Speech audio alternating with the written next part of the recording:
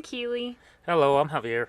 And welcome to the Steeped in Lore podcast, where we sip tea, spill stories, and steep ourselves in the legends whispered throughout the mountains. Today, we are kicking off our very first episode with one of North Carolina's greatest unsolved mysteries, the Brown Mountain Lights. Ooh, are they aliens? Well, this one has ghosts, aliens, and maybe a little bit of romance on Venus. Okay. So it's gonna be wild. Well, I'm looking forward to this. Yeah. So today, both of us are actually drinking the same tea. It's the Honey Lavender Stress Relief Blend by Yogi. So it's kind of just a staple that I like to keep. And let's just dive right into it, okay? You ready? Yep, let's do it. Okay. All right, so let's set the scene. We are deep in the Pisgah National Forest near the Linville Gorge in North Carolina, and there's a stretch of mountains called the Brown Mountain Range. So it sounds like it's a very peaceful hiking spot, right? I love hiking. Yeah. But at night, it's famous for something strange, to say the least.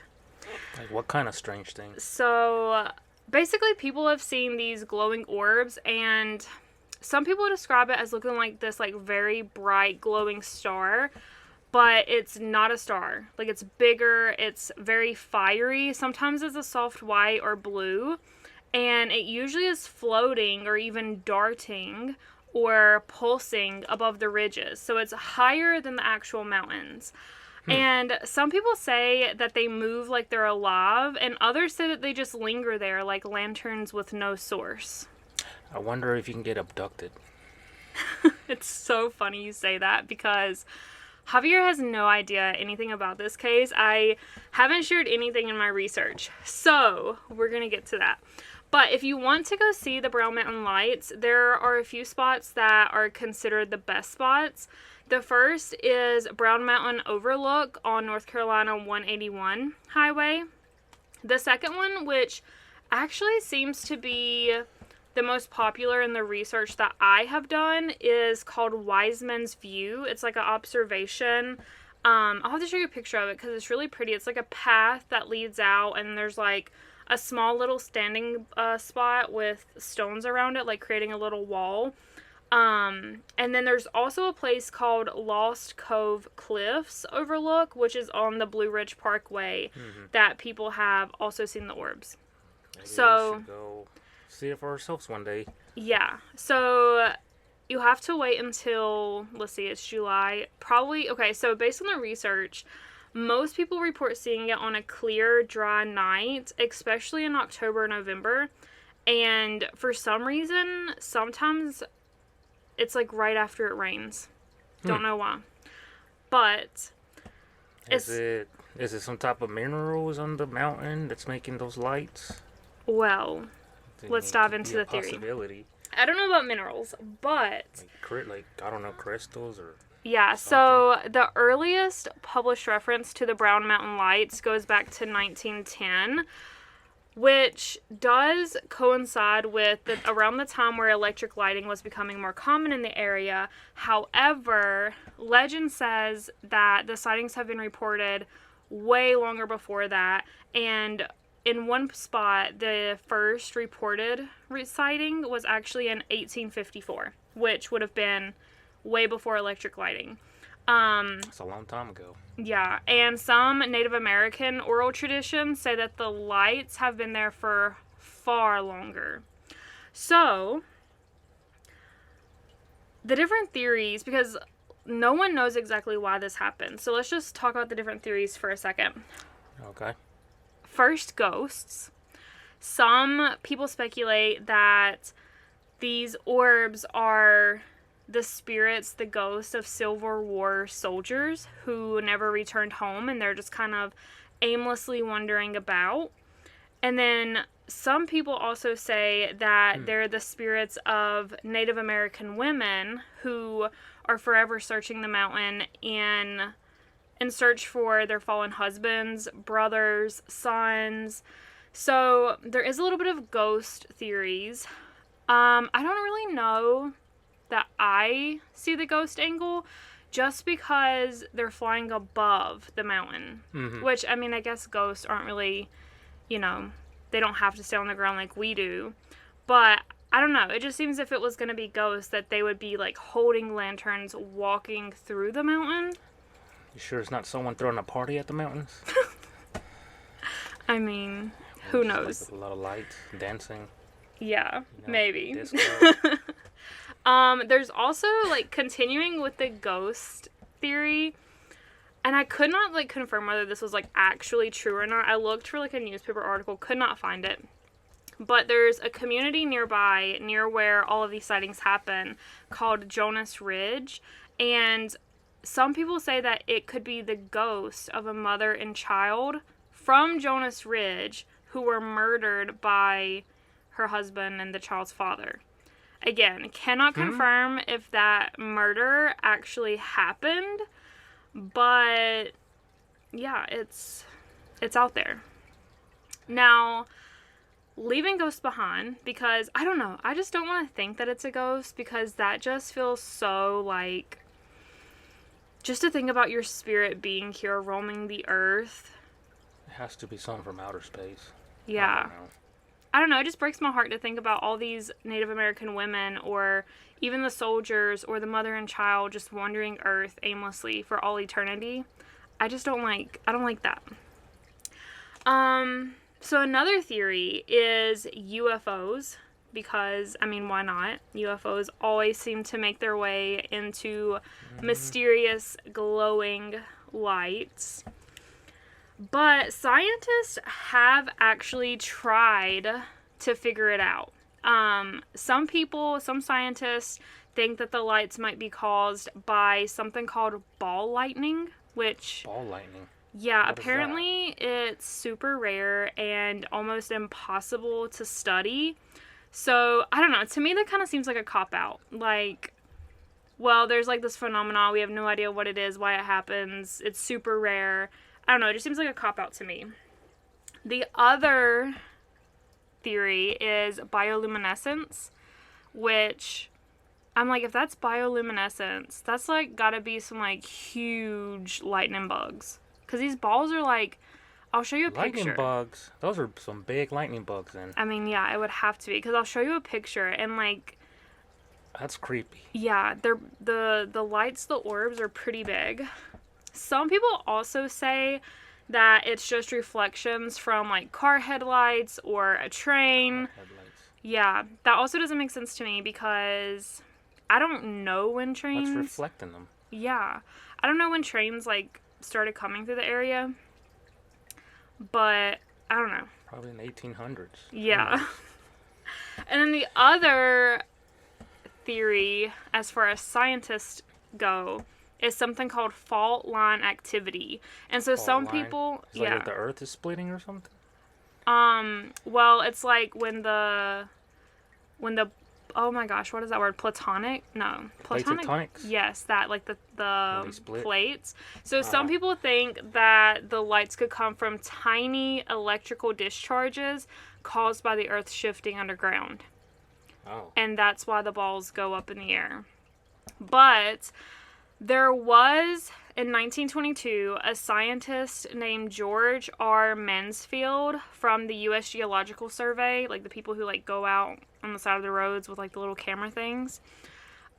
He actually camped out with telescopes and maps, and he said that people were actually just seeing the trains, the car headlights, brush fires. So he definitely backs up the theory that it's just reflections. But here's the thing. Like I said, what's reflecting it? Like, Yeah. And people were reporting lights way before there were ever cars and trains in the area. okay, that's not a So, possible theory. if the Native Americans claim that this has been happening for a very long time, there were no, like there's no cars or trains, 200 years ago. Yeah, you gotta scratch that theory out. Yeah. So, to me, none of that really explains it.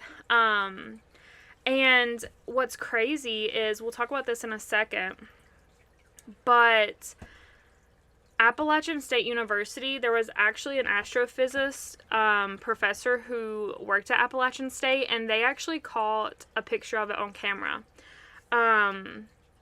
So yeah, let's just dive into it. They caught a ball of light in the camera? Yeah, like they set cameras up. So his name is Dr. Daniel Caton, I believe.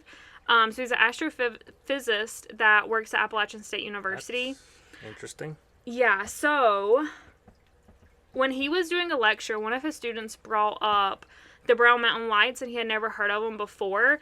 But once he learned about the phenomenon and that there was no explanation, he became very fascinated by the lights, and he would occasionally stop by Wiseman's View to just see if he would see the lights. And one night, he was driving home from Asheville, and he stopped at Wiseman's View, just like he had done dozens of times before, just trying to, you know, who knows. He was probably just trying to unwind before driving home, happened to be passing by, wanted to stop.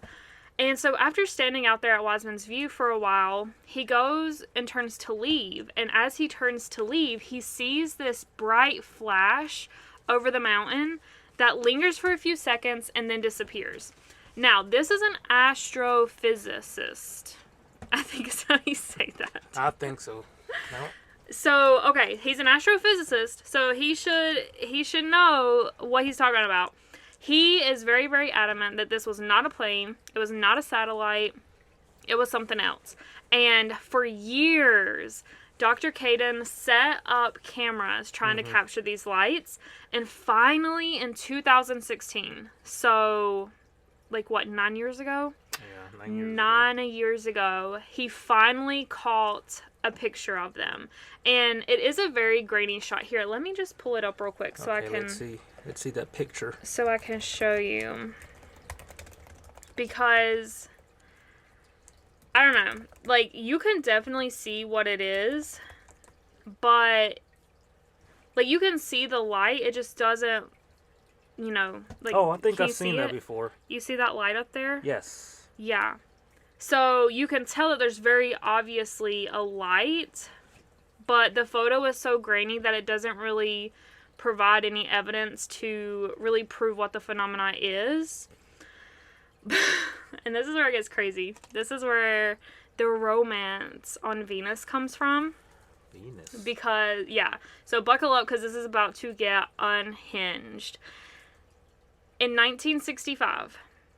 there is this furniture salesman named Ralph Lell, I believe it's pronounced. And he was hiking in Linville Gorge when he first saw one of the glowing orbs. Now, at first, he was just watching it, you know, curious, but very chill. Like, he's not freaking out or anything like that. He's just observing it. But as he's watching it, this orb starts moving towards him. Oh, I would have took off. Yeah, so you're in the middle of the woods, you're hiking, and this glowing orb starts moving towards you. So the orb stops about 10 feet away from him, and that was enough to freak him out. And who wouldn't? Yeah, so Ralph here, he takes off running. But the orb chased him. So now he's going on this leisurely hike, and all of a sudden, he sees this orb, he's chill about it, the orb starts moving closer to him, stops 10 feet away from him, and he was like, yeah, fuck that, I'm out. So he takes off running through the forest, he keeps looking behind him, the orb is chasing him through the forest, and... he was probably trying to be his friend. Listen...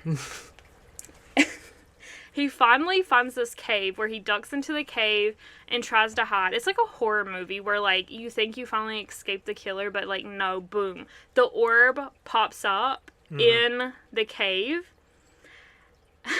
And Wait, Ralph... the orb went into the cave? Yes, the orb followed him into the cave where he was hiding. What? And inside the cave, Ralph claims that the orb spoke to him. What the orb said to him? It introduced itself as a gas-based life form from the planet Venus.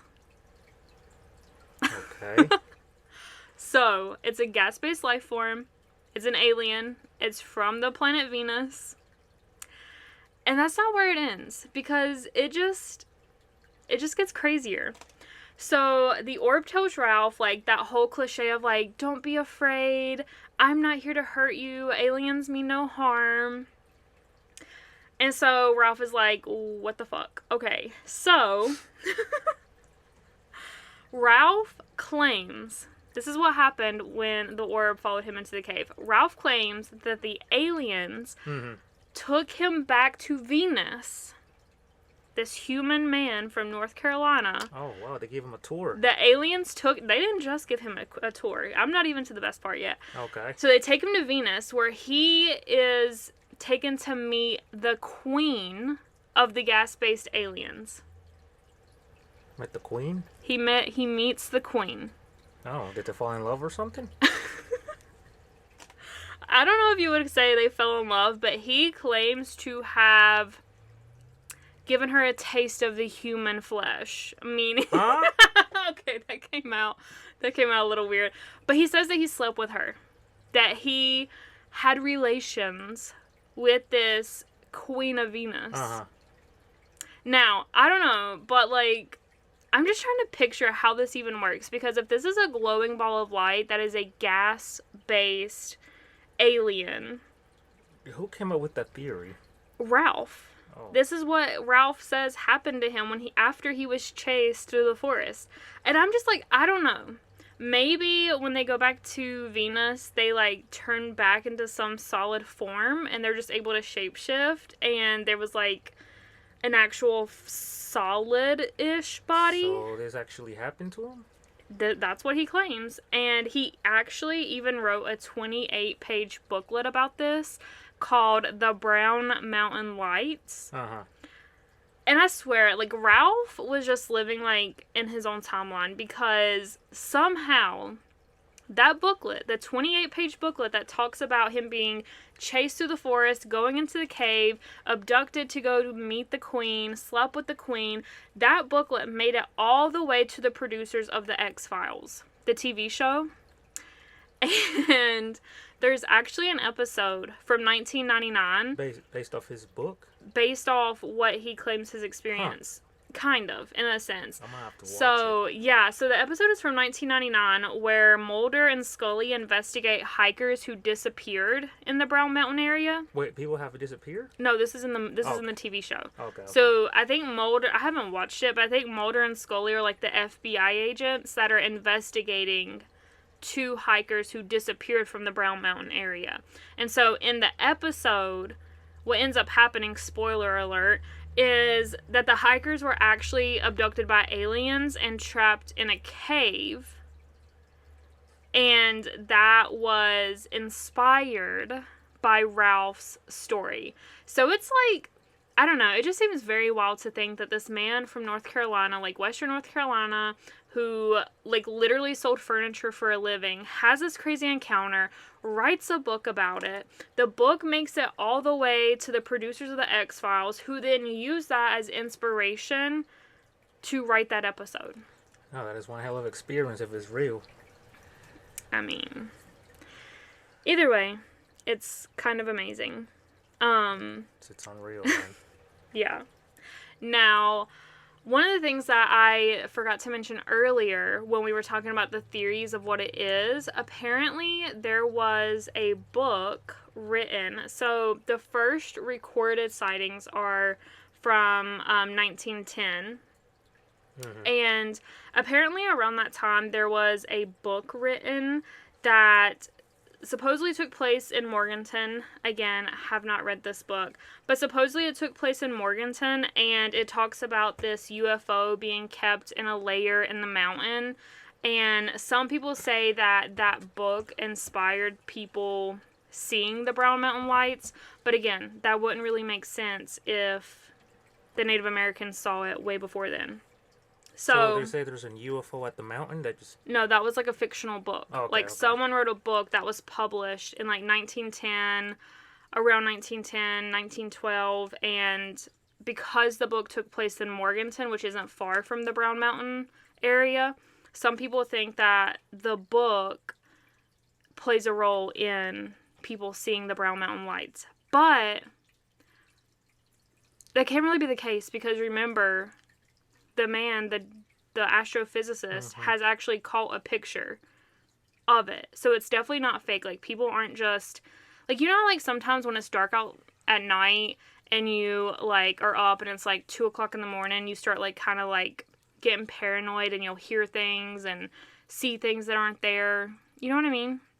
They were thinking that people were doing that with the Brown Mountain Lights. Like, have you ever watched, like, a TV show or a scary movie, right? Like, I remember when I was a kid, I watched Wolf Creek. And then after I watched Wolf Creek, I, like, couldn't go to sleep because I kept hearing, like, boots walking. But it was just my imagination because I had already watched the scary movie. That's why you don't watch scary movies. Yeah. But it's essentially like that. But, again, the astrophysicist caught this in a picture. And so today, there are still tons of reports. I try to look up some of the ones that were fascinating, but a lot of people just see them, and then after a few seconds, they just disappear again. So it seems to be like something that happens very, very quickly.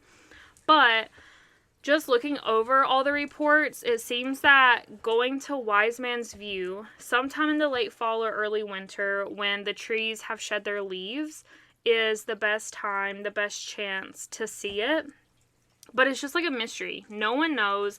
There's theories, there's speculations. No one really knows. But what is for sure is that the orbs don't seem to be going anywhere. So, honestly, I kind of love that the Brown Mountain Lights don't have a clean answer. Because I guess it's a mystery. Yeah. And I think that just makes it more fun. That makes it even more like... Yeah, mysteries are fun. Yeah. So, I don't know. Some stories feel more plausible. Some stories feel more alive when they're, like, when they stay unsolved. No, the theory about meeting the Queen from Venus, that's insane. Yeah. But according to him, it happened, right? It happened to him? That's what he says. I tried to find the book. I looked on Amazon and then I, like, Googled it. Obviously, it's not in publication anymore. But the copy I found, like, the cheapest copy I found was, like, $120. So, I don't know. Eventually, I would love to get it and read it. So, if anyone out there listening has a copy of it, take pictures of the pages and email them to us, please. Because, I don't know. Like, I just want to know, does he go into detail about it? Does he talk about what the Queen looked like? What Venus looked like? But, like, it also just, like... I mean, I know we've talked a lot about, like, the Venus theory. But isn't it, like... humans can't live on Venus. The temperature is not suitable. There's no oxygen. He was probably wearing a suit. I don't know. I mean, I guess. If aliens abduct you, I guess they have the technologies. Unless they put a protection on you or something. Yeah. I don't know. So out of all of the theories, the ghost of the soldiers, the ghost of the Native American women, the ghost of the mother and child, it being aliens, you know, all of the scientific theories, where do you fall? Do you have one that you lean more towards? Like, what are your thoughts on it? I don't know. I think it has to do with whatever minerals are at the mountain that's making some type of reflection. Yeah, but what would they be reflecting on? Like, minerals in the earth. I don't think the minerals in the earth would reflect. I don't know. Because, like, it's the same with, like, the cars and the trains. What is it reflecting off of? I mean, maybe if it was, like, misty. But, again...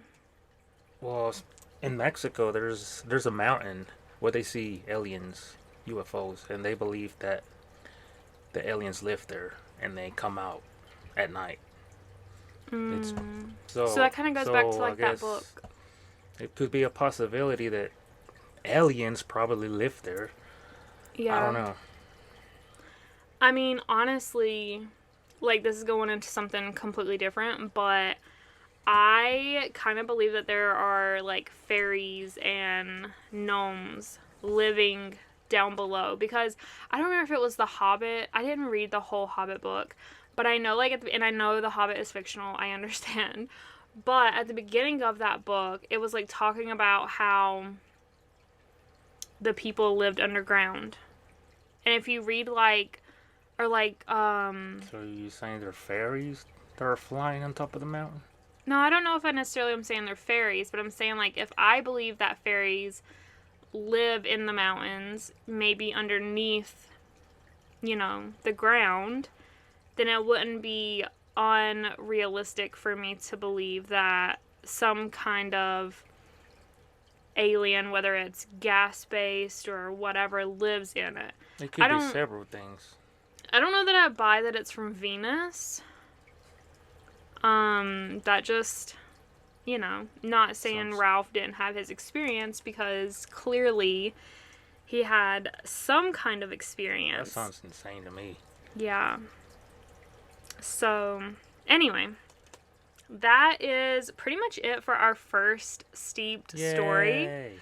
If you ever see the Brown Mountain Lights, or if you've already seen them, I would love to hear your story, even if it's not in the Brown Mountain area. Maybe, you know, Javier was talking about the place in Mexico. Maybe there are different places. Like, you know how, like, the 7 Wonders of the World, like, they're not all in the same country. They're, like, spread out. So maybe it's something like that. Like, if you think back, like, different cultures have their own versions of, like, vampires or werewolves. Maybe there's, like, mountains all across the world that have these lights that come up. Well, ancient civilizations said that aliens built all the pyramids. Yeah, I have heard.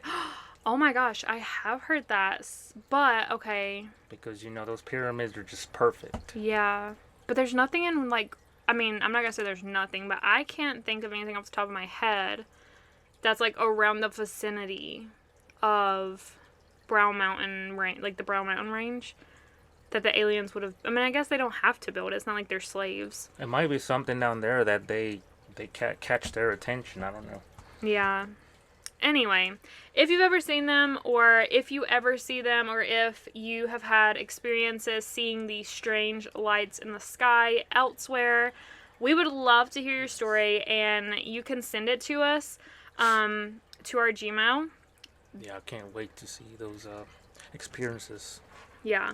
And we're going to actually start, and even if it's not Brown Mountain Lights, any spooky ghost, cryptid story, feel free to email them. We want to do, like, weekly listener tell episodes.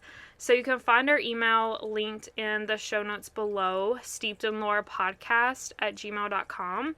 And you can also find us on TikTok and Instagram.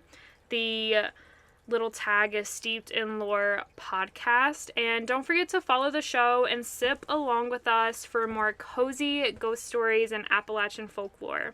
Until next time, stay curious, sip something warm, and remember, some stories don't need an ending. They just need to be told.